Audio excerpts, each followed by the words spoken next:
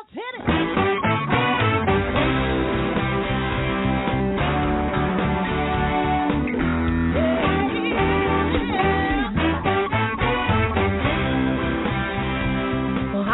And welcome to Alzheimer Speaks Radio. I'm your host, Lori LeBay, and I'm so excited that you're joining us today.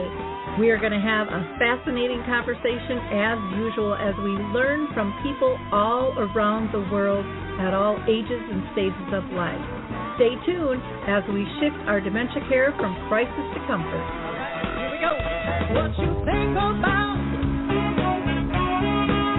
you will bring about.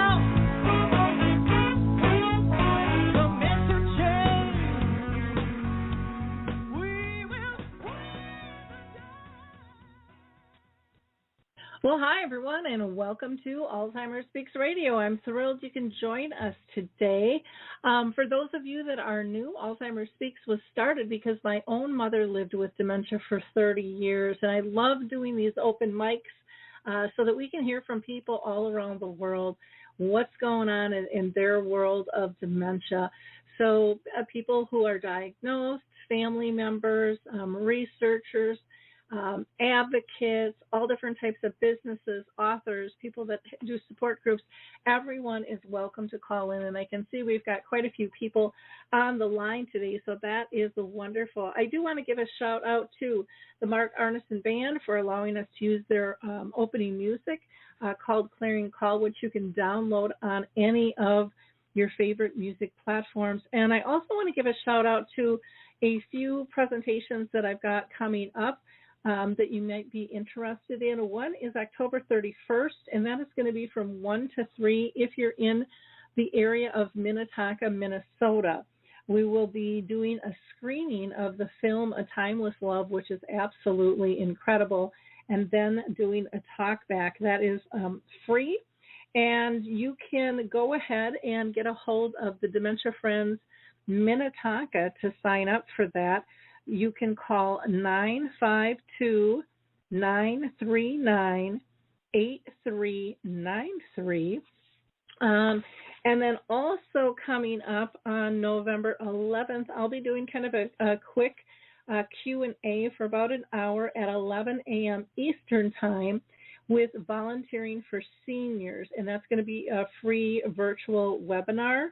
And all of these, you can go to our website, alzheimerspeaks.com, and get details on how to sign up for these in our free education section.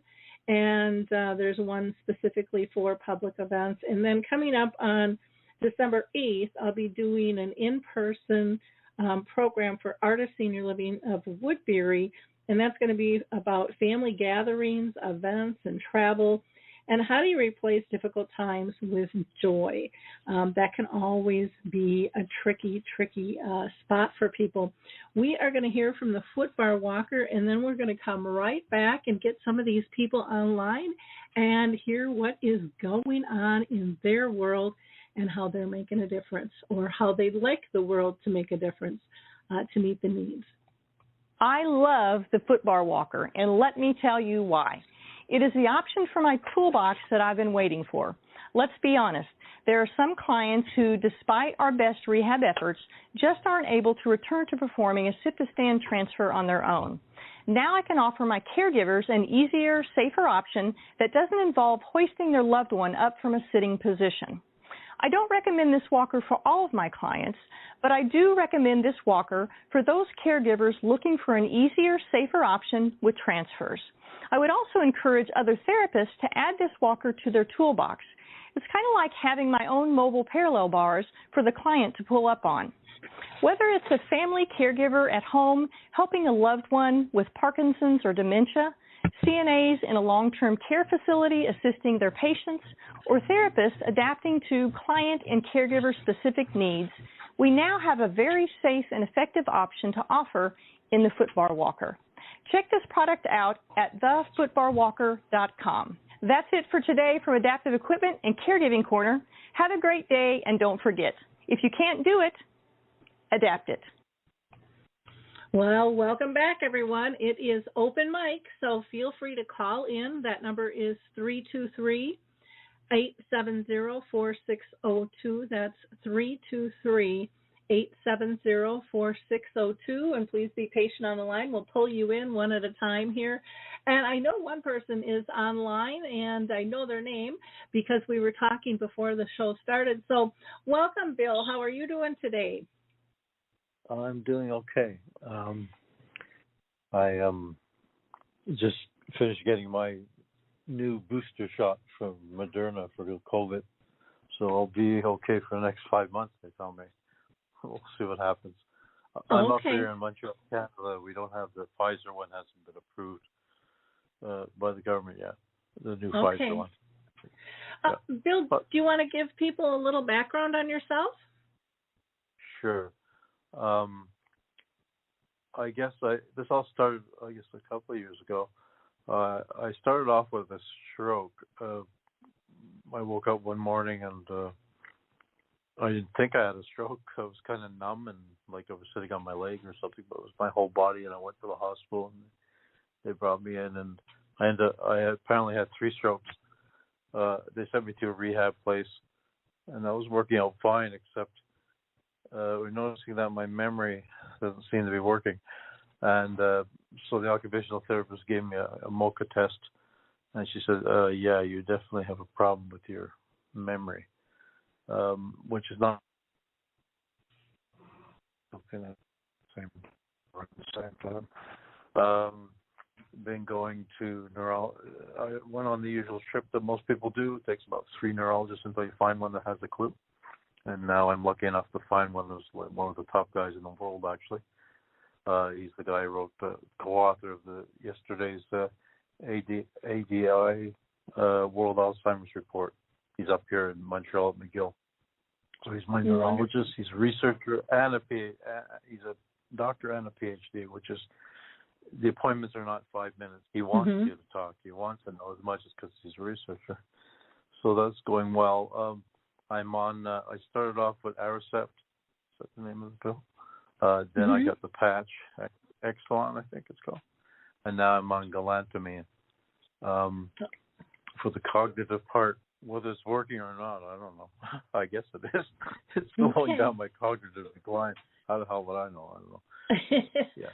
So, well, and Bill, you've like also been on our Dementia and Arts program, where you shared some of your artwork with us, which was really interesting. So if you aren't familiar with that, you can go to alzheimerspeaks.com. Again, go to those free educational resources and go to the Arts and Dementia page.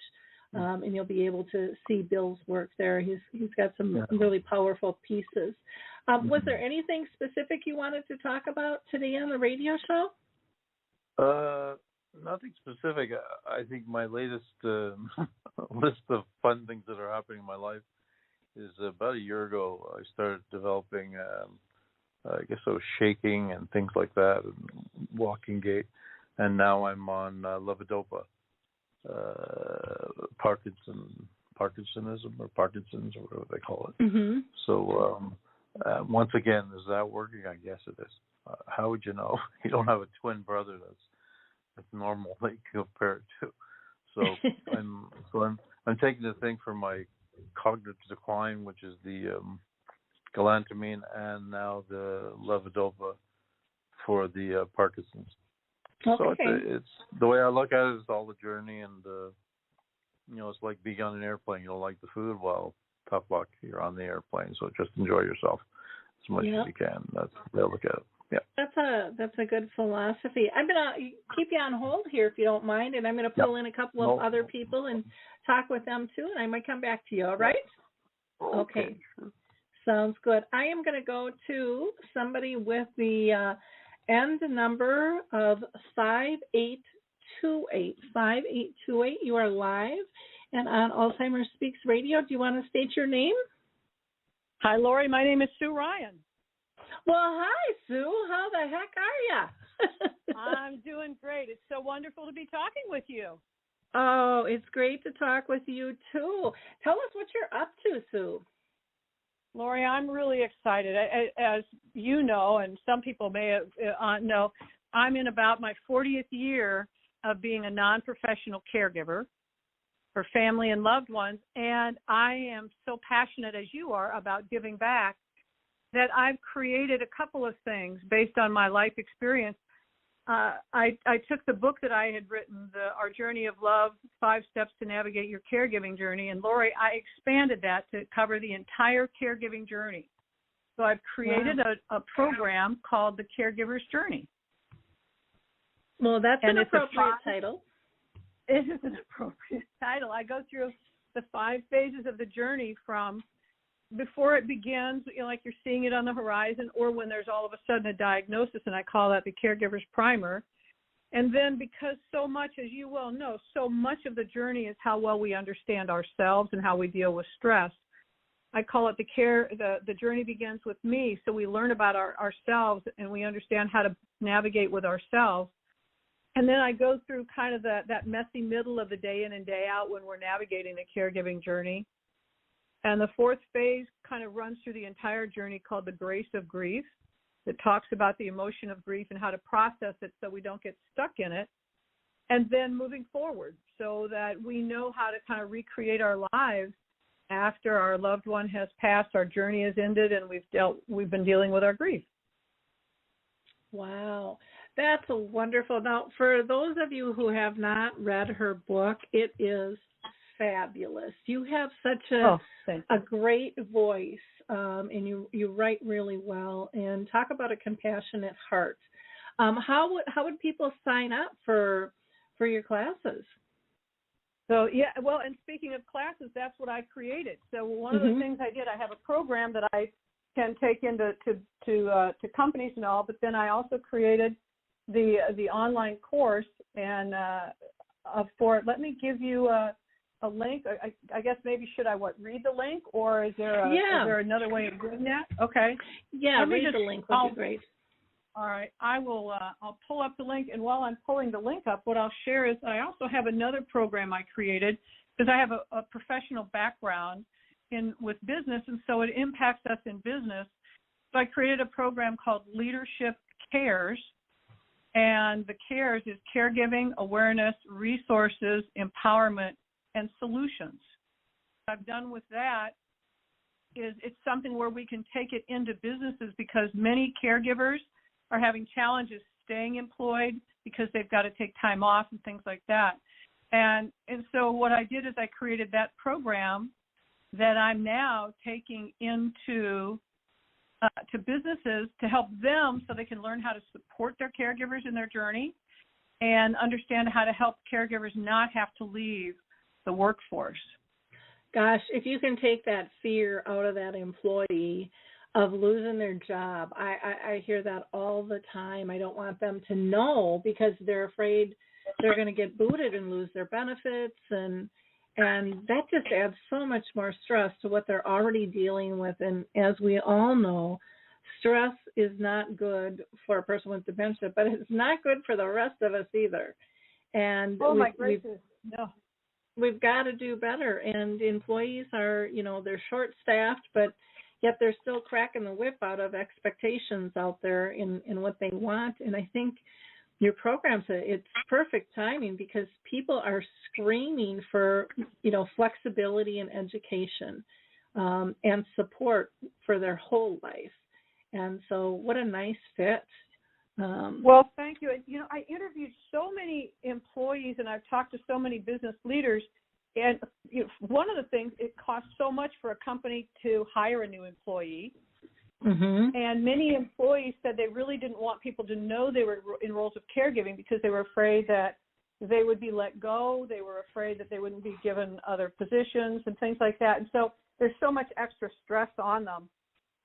Lori, what I realized, what I think the better thing to do for my course, so that people don't accidentally write something down incorrectly, let me just give you my email address. Is that okay? Oh, sure. That works. And then I can send them the link.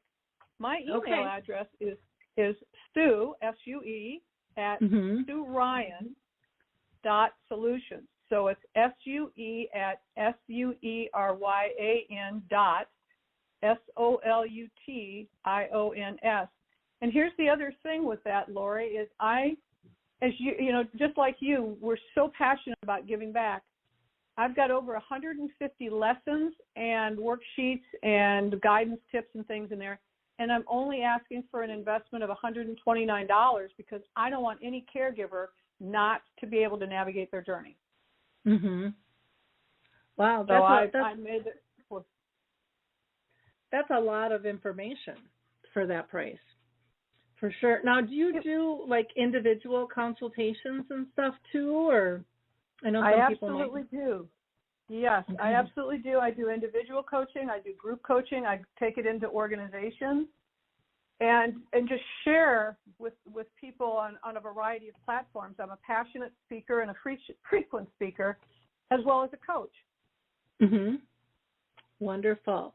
Well, that's fantastic. Now, is your website then SueRyan.Solutions?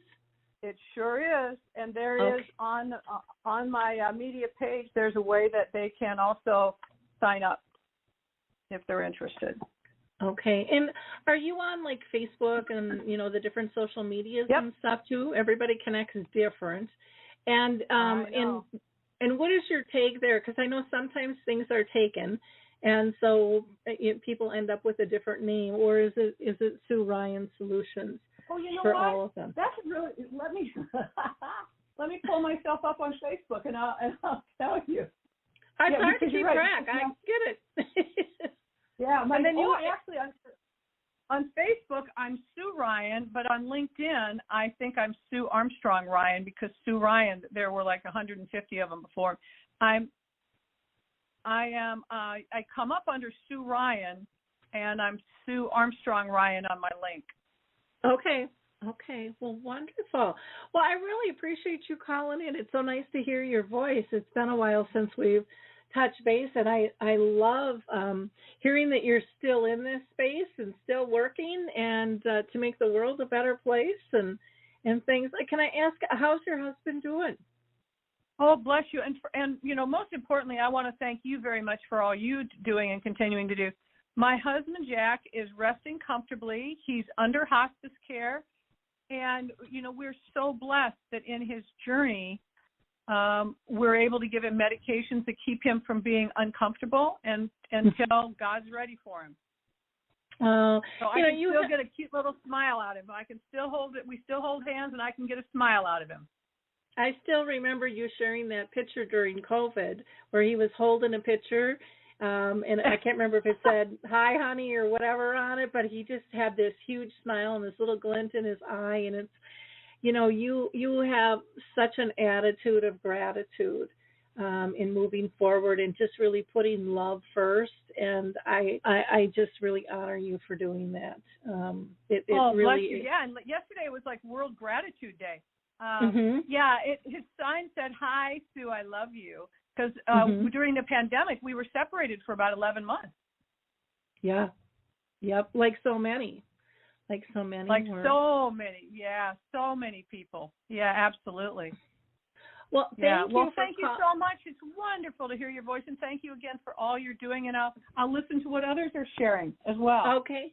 Sounds good. And again, you can reach Sue by email at sue@SueRyan.Solutions, or you can go right to her website, SueRyan.Solutions. Let's see, who else? We've got somebody on the line from a 4588 number. 4588. You are live and on the air. Do you mind sharing your name? Hi, it's Rena Yudkowski. How are you? Oh, I'm doing good. How are you doing, Rena? I'm great. Thank you. Thanks. It's so nice to be with you live. Yeah. What would you like our audience to know? So I would love to share a little bit about what I'm doing, and we had a nice talk a couple weeks ago. Mm-hmm. I would love to share. So I'm a geriatric social worker and memory coach, and I help people over 50 that are worried about their memory. I help them improve their memory with my memory improvement courses that are online and one-on-one memory coaching. And I have master classes and memberships, all sorts of fun stuff to improve your memory. And this is really good for caregivers who find themselves spending a lot of time around people with dementia, and sometimes they wonder about their own memory, and they get scared about their own memory. And I really understand this, and they are not alone. This is really a normal fear. And I try to help them through that by just empowering and really giving us the tools to believe in our memory, and so we can age sharper. Keep our mind sharp as we age. That's in a nutshell. Well, and what's your website called? My website is my name, so it's RenaYudkowski.com. I'll spell that. It's RenaYudkowsky.com. Rena Yudkowski. And my business is called Memory Matters. Memory Matters. I love that name. I think that is absolutely fantastic.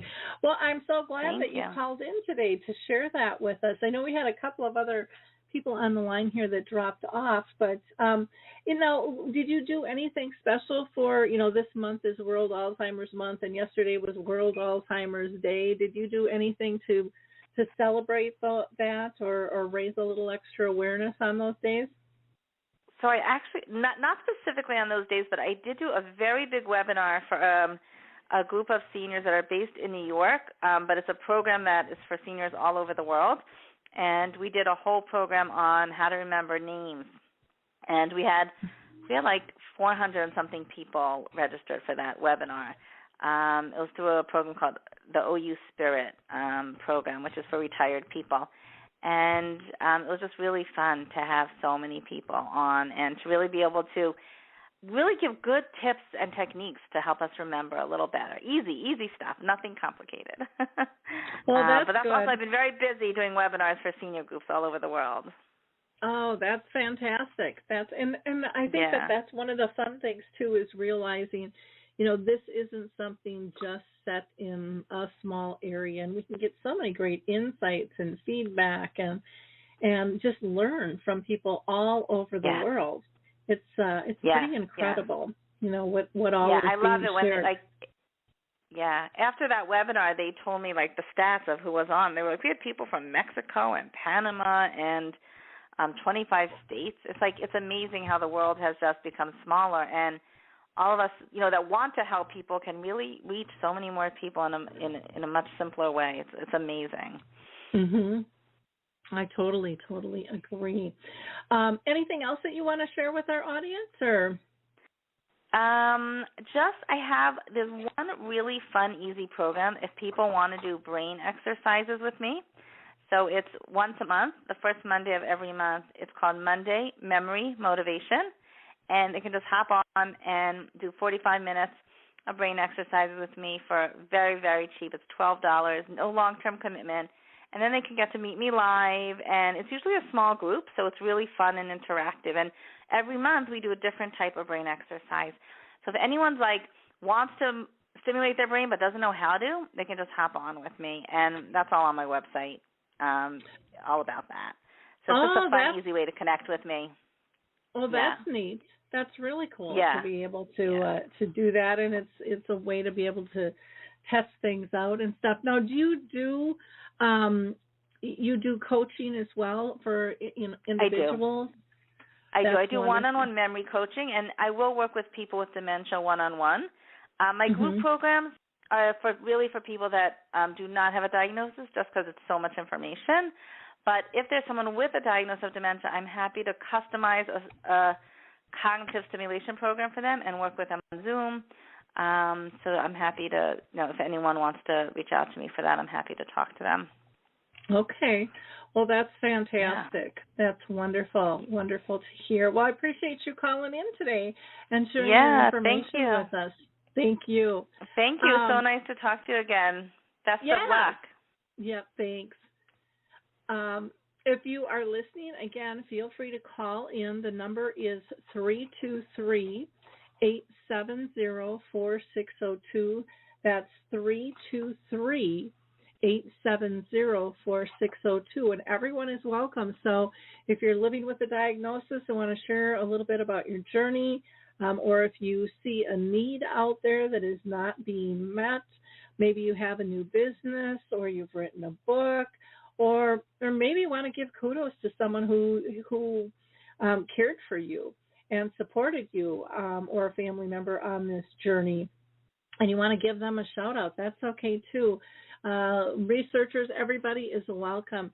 In fact, speaking of research, I just want to mention, because Bill had mentioned that the World Alzheimer's Report was out yesterday, and you can go to alzint.org. That's for Alzheimer's Disease International, ALZ and then INT.org. And you can actually download their report. You can probably watch the panel discussion too. They usually have that on their site as well. They are just a wealth of knowledge. And, you can look back at past reports and stuff there typically as well. So please feel free to check that out. I also want to give a shout out to a good friend and collaborator of mine, Elon Caspi. He has worked with me on Dementia Chats, which are webinars that we do where we basically just facilitate a conversation with people living with dementia, because they are loaded with such great insights about the disease and what it's like and what their needs are.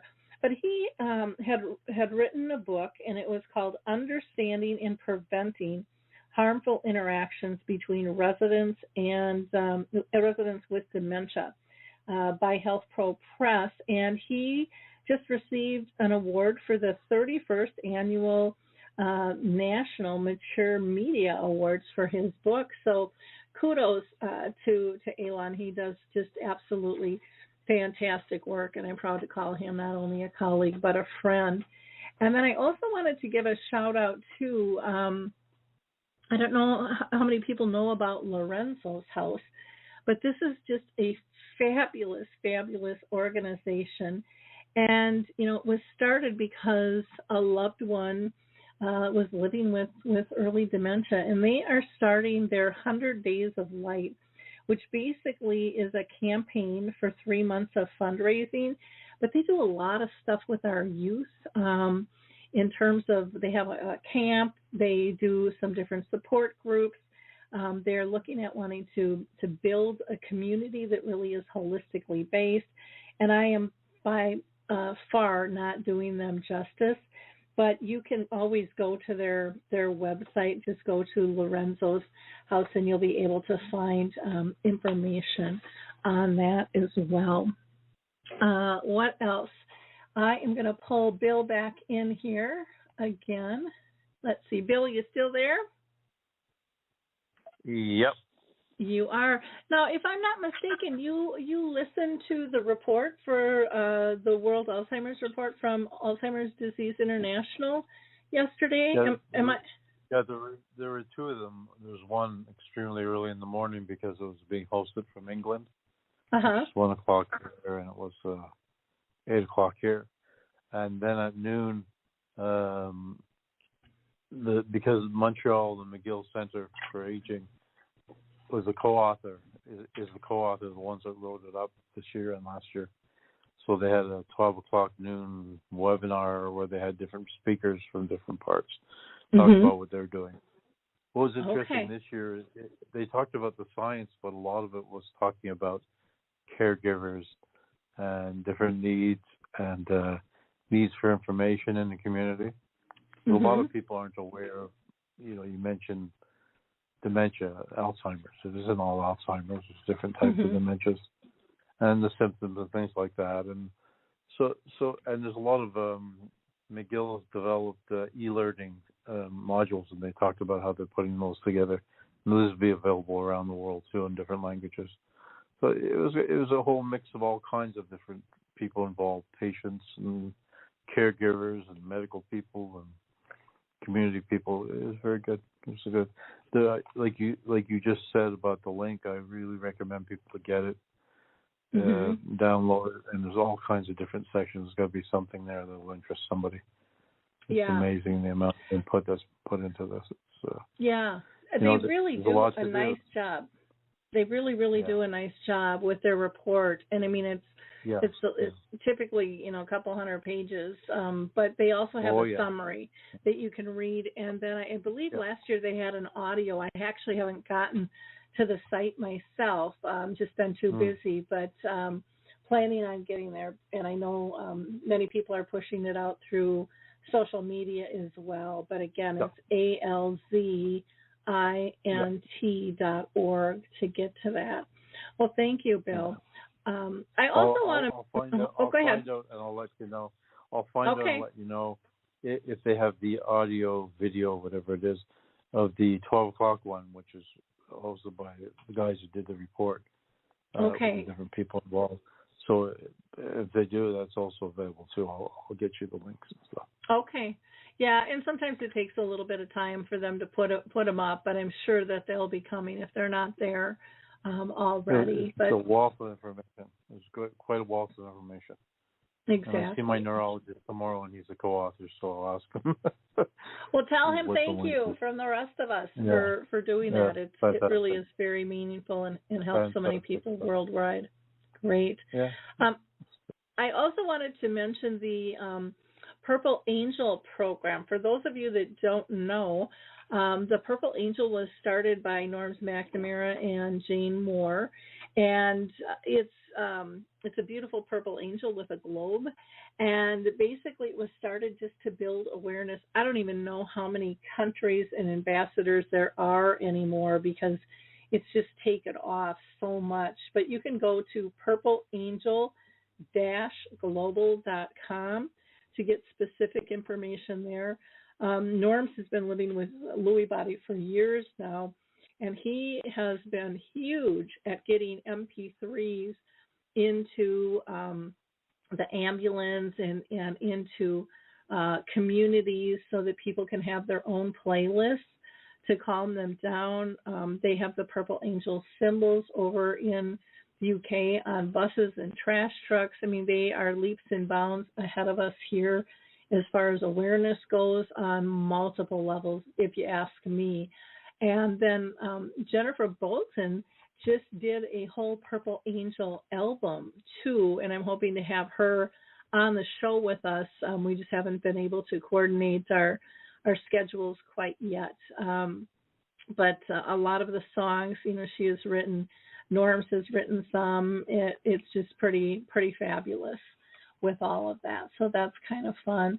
I also wanted to mention that if you have not checked out Dementia Map yet, you're going to want to do that. Not only is it a resource directory that has like 150 different categories that you can search, but it also a calendar of events on it. And so I'm just thinking for the ladies that called in, if they are a pro or featured members, they can put all of their classes and stuff in on the calendar. Free members, you can get into the resource directory itself. You can write an article, but those enhanced members, those pro and featured, can submit as many courses and events to the calendar as they'd like to do, as well as getting some banner ads and social prompts and things. But I'm just looking at the calendar here. So we just the other day it ended, but Dementia Action Alliance just had their annual conference. They didn't have it during COVID, but that was really about living well with dementia. And that was just over. But Teepa Snow has quite a few programs here, many of which are free. And you see there's a Lewy Body Walk. Here's a Light Club on September 28th. Again, that's through Lorenzo's house. And so that is, it says the Lighthouse, the Light Club is a free virtual hangout for the youth of a parent living with young onset. And so, again, that is monitored, and they just do such a great job supporting our children and our young adults through these programs and stuff. BAA also has a bunch of different programs out there, from caregiver support groups to dementia discussions, and the list kind of goes on and on. I see other shows on here. So here's The Amazing Zoe and Grandma's Memory Box. There, and you can just click on these things. You can play bingo.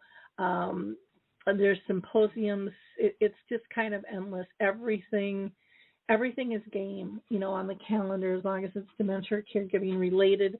And it can be free, or it can be for a fee, and it can be anywhere in the world. We would like to see this book up more and more, so it's easier for people to find various events, and to help companies reduce their budgets too. Everybody's trying to find each other, and so we're hoping that we can help with that. Also on Dementia Map, there's a glossary of terms, and there's a blog with lots of great articles in here as well. So please don't hesitate to check that out either. Again, if you are listening live, you can call into 323-870-4602. That's 323-870-4602. And we just had somebody pop on, and then they popped off again. So I'm going to kind of fill some air a little bit more here. I will just mention Alzheimer's Speaks. We have, again, our free educational resource area. And there's so much great information. So if you are thinking about starting a memory cafe, there's wonderful information there. You can also get to the Memory Cafe directory there that has, when I talked with Dave last, he has memory cafes listed for 5 different countries, and I think he's over 1,200. Some are virtual, some are in person.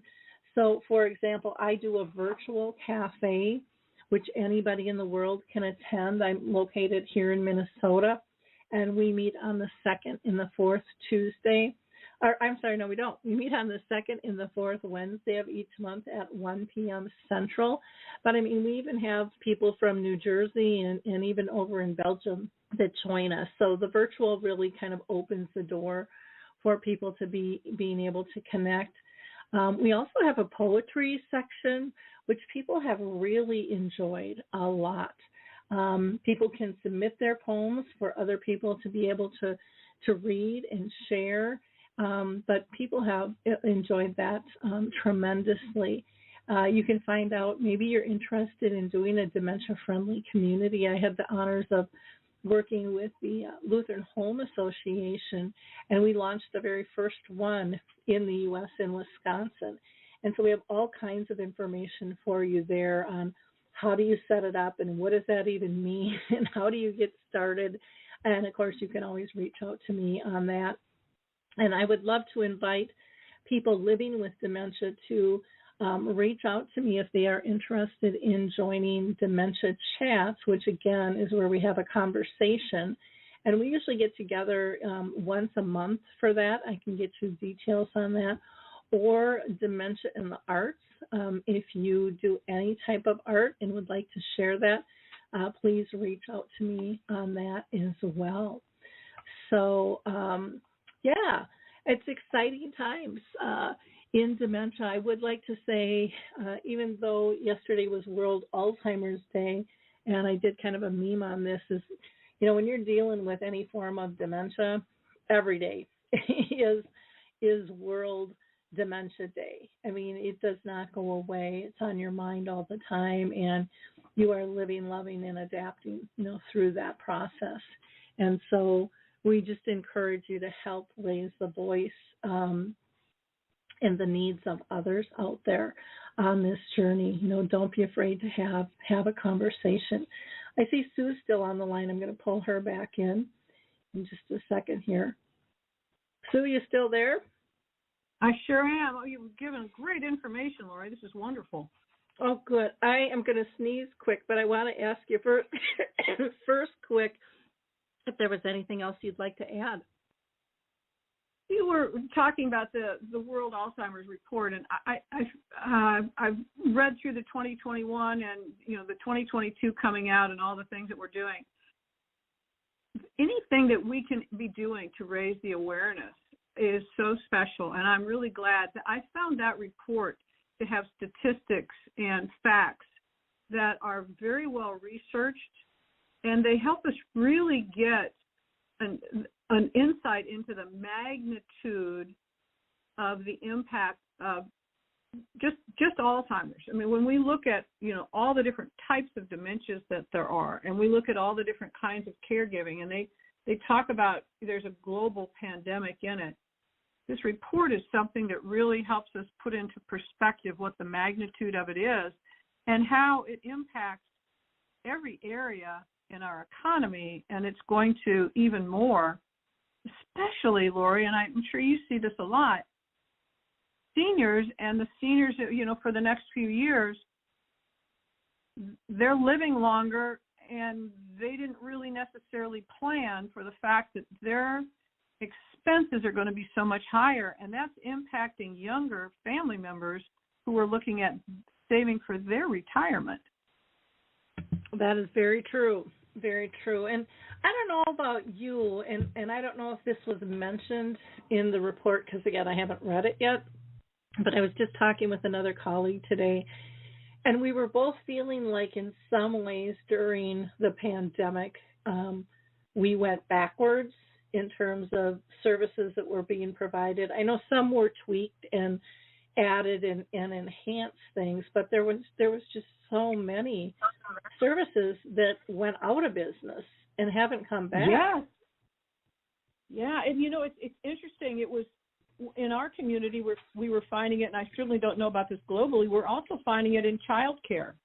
Mm-hmm. And so when you have a family member and they're trying to provide care for a loved one, and those locations have closed, as well as some of the places where they had the individual care really struggled because during the pandemic, people were hesitant to bring people into the home, or the people who came into the home, if they got COVID, there were issues.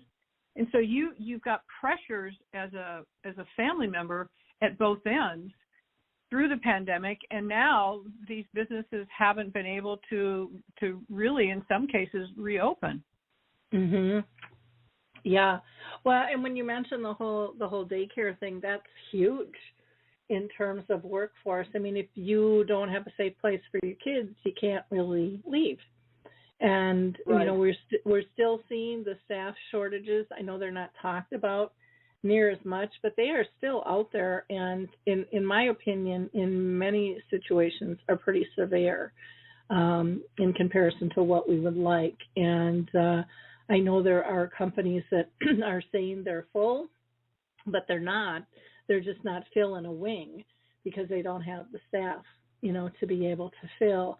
Or it's taking a little bit longer to get that staff. Like with home care, sometimes it can be a few weeks before you can get started because they have to hire somebody to fill the spot. Well, and the other side of that is that so many people left healthcare as a profession during the pandemic. They just got so burned out there was nothing left. And so you've got a smaller pool of professionals to get from. And now, as we're shifting into the number of people who are going to be over the age of 65, that's reducing the non-professional caregiving pool that's available for people who are going to be needing caregiving as well, whether that's family or professional. So we're going to be continuing to have escalating issues of finding caregiving resources. Exactly. And so it's even more critical to have companies like yours out there training and coaching, people, and same with Ernie's group too.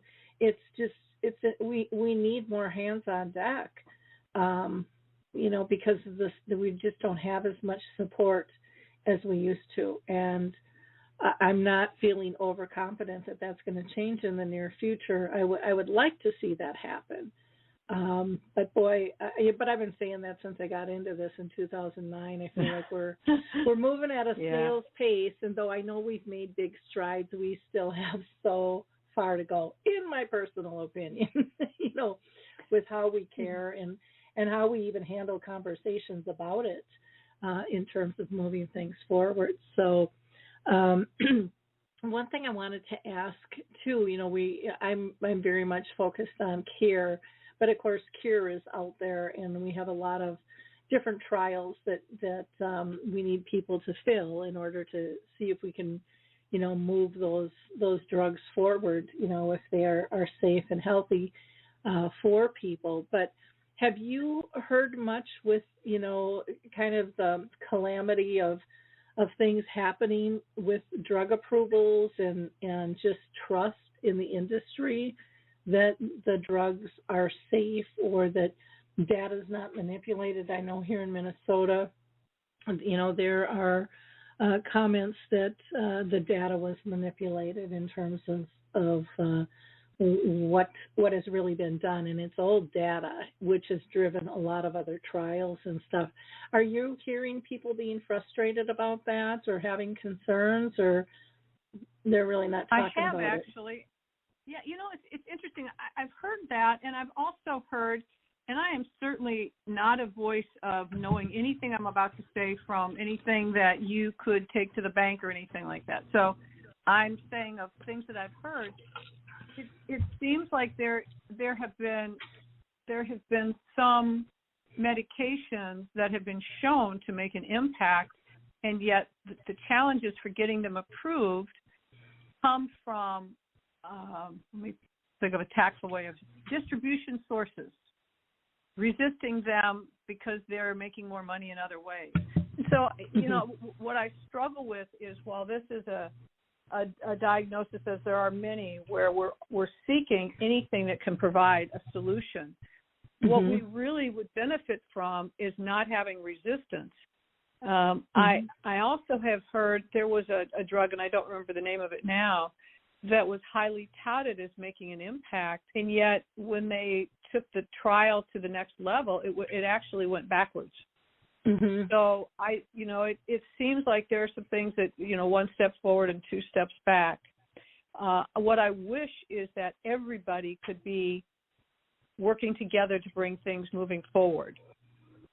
And I also, the part of the challenge I have is that there are other countries in the world who have brought medications out that are seeming to make an impact that we don't have access to because they haven't been approved. Yeah, it's really interesting, and I would love to see prescriptions for non-pharma stuff, like music that has a proven track record, that is pretty significantly high to calm somebody down and do different things. It doesn't work for everybody, but the percentage out there is pretty high. Laura, that's a great idea. To have that as a prescription that you could get and get it reimbursed. Yeah, because an iPad versus that you could use forever and just upload music to would be fantastic compared to fighting with somebody taking a pill that you're not really sure if it's working or not. I know when, my mom was on Aricept for a long, long time, and as she progressed, the conversation came up, should we take her off it or not? And, they said, well, we're really not going to know how well it worked until we take her off. And then if we take her off and put her back on because we found it was helping, she's never going to be back where she was. And so we just remained on the drug. And so, that makes things complicated, and people have to choose, with those types of things, because you want to preserve as much of the person and their abilities as you can. Bill, do you have any thoughts on this? I'm going to pull you into the conversation. I have a question. You Sure. mentioned there's countries that have medications that the United States doesn't have. It's quite the opposite. America came out with the Biogen drug, which the European community would not market. Canada would not market because the proof wasn't there that it worked. And now it's being taken off the market. 9 out of 10 of the FDA external advisors voted against bringing it to market. Only one abstained. 3 of them quit because they said, this is not science, this is marketing. So if anything, it's the FDA is being way too loose letting things out. I know everybody wants hope and everybody wants promise, but don't put out things that don't work. You're just going to make it worse in the longer term, and that's the thing we have to watch out for. But there's no other drugs, pharmaceutical drugs, that any other country has that the United States doesn't have.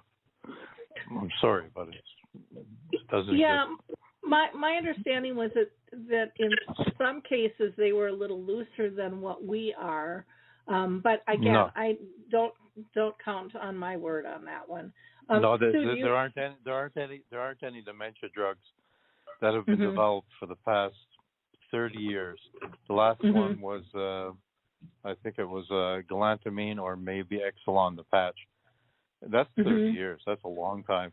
Why? Because pharma companies, research people outside of pharma didn't go into this area. Pharmaceutical companies and researchers traditionally go for the lowest hanging fruit, which is Mm-hmm. just a term in the pharmaceutical industry. Lots of people have heart problems, all kinds of other problems, and it was easy to find molecules to take care of them because they don't have to go through the blood-brain barrier. And there wasn't much of an audience for people with dementia. Now that everybody's surviving, you don't even get heart surgery anymore. You get stents put in.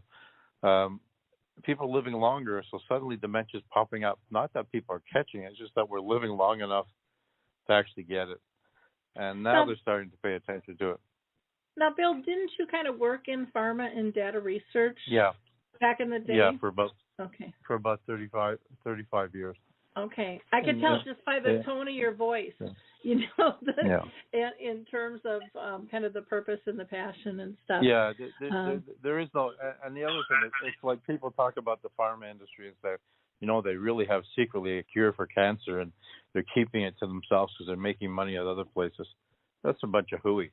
If you know anybody that's doing R&D at the government level, university level, anywhere, these guys, you can't keep something like that quiet. These guys can't stop talking. Their lawyers are all over them all the time. Just giving away too much information. Really, I've been to many conferences and I have many friends around the world. You know, the lawyers, like the guy will do a presentation this month after the lawyer has gone through it with a fine-tooth comb. 3 months later, he'll go to do it again. The guy said, no, you can't do that. Mm-hmm. But then they'll sit and have supper with each other and tell each other. It's just silly. Science is not something to keep quiet. But well, and it's always changing. There's no dementia drugs, unfortunately, and the ones that they have out, the three biggies, like you mentioned, Aricept and they're cholinesterase inhibitors. These do not cure dementia. They slow down the cognitive decline. Mm-hmm.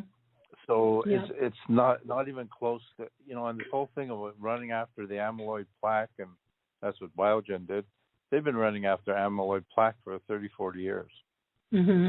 And that's after the fact. It's kind of like coming out with something that'll stop your rash. Well, let's figure out why you have a rash. So they ran down that bandwagon, and guess what? Drugs off the market now because nobody wanted to take a chance on it. FDA approved it. Everybody else said don't approve it. They approved it, but well, it was very controversial. Part of the problem too is that in any research, you'll find in any area of research, it's sort of I call it an old boys network. Not that they're all boys, but if we're all big in looking at one thing, we're only going to pick other people to fund that are looking at the same thing. Mm-hmm. So we all hang around the same fishing spot. So you need to expand that, and you need to look at what's causing it, not what the symptoms are. Okay. Well, anyway, thanks, Bill. What you said. So, Sue, you know, you had mentioned that you thought that you had heard that there were some other drugs in other countries. Do you remember what they were? I mean, I know they were doing like, now I'm going to go brain dead. They had like vibration stuff that they were using before we were in terms of in trials and things like that. And they seem to be on kind of a wider path of looking at what are possibilities.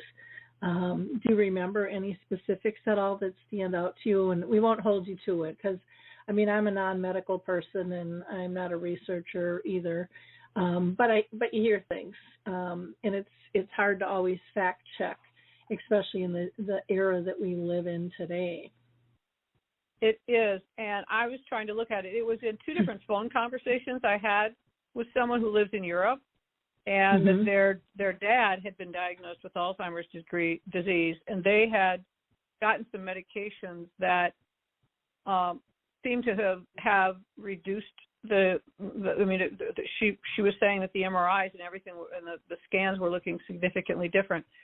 But I don't remember. I did not write down what it was. She said that the differences, there were some differences that they had in taking medications and being able to get them out to people to be trying. But I also respect the FDA. So, I think the number one thing is, the point I was trying to make was less about something specific, but more about, we have so many people looking at this. Let's have the global view of it where everybody's supporting everybody. Mm-hmm. And it was actually a St. Jude's commercial I heard the other day, and they were talking about, they've been identifying some cures for cancer, and they said, we care less about where the cure for cancer comes, but that it does come, and the more that we can work with other organizations. So I think that's kind of where it is that you have people who've got different perspectives, have been raised differently, who have different access to like natural things that seem to be making a difference as well. So I think that's more of what it is other countries in the world have taken a different approach than we perhaps have to finding solutions, and they seem to be making a difference. And it would be great if we were all working together on it. Yeah, well, and the cost gets so prohibitive, too. One thing I'm just going to plug, and I saw this on TV on Shark Tank with Mark Cuban, but one of the partners that he worked with is called Cost Plus Drug Company. And yes. the cost difference, I mean, there's one on here, it's $14.40, where the retail price is over $2,500. Another one's $33 that was, $437. And then you've got other ones where it's $399, where it was $22, more affordable and stuff. But, if people can look at something like that, I mean, that is just craziness. And they have just a very simple formula in terms of the manufacturer's price, and they do a 15% markup, and then they put in $3 for labor. And depending on shipping, there might be a $5 cost, but I mean, it's pretty minimal. And, I would just urge people to check that out, because I know budgets are tight, but I just want to thank everybody for sharing that. That's really great. Thank you for sharing. Yeah. Well, it's neat to see, the process and how people are working together just to make life easier for everybody, because I know our costs are quite a bit higher than so many others when it comes to prescription costs and things.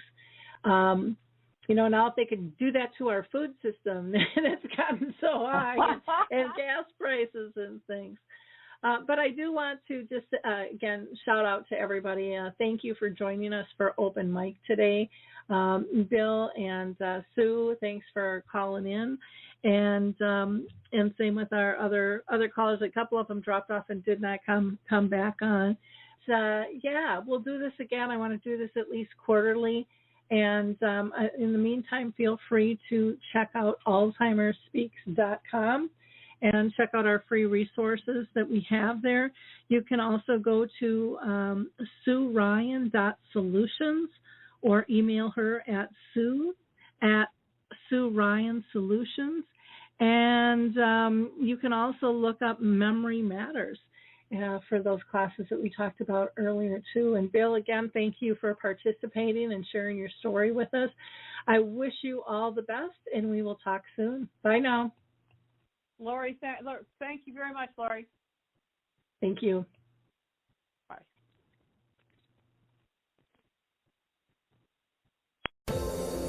Hi, everyone. This is Meredith from the Senior Fitness with Meredith podcast, where I discuss all things for seniors, from fitness, your health and wellness journeys, how to be all over strong and beyond.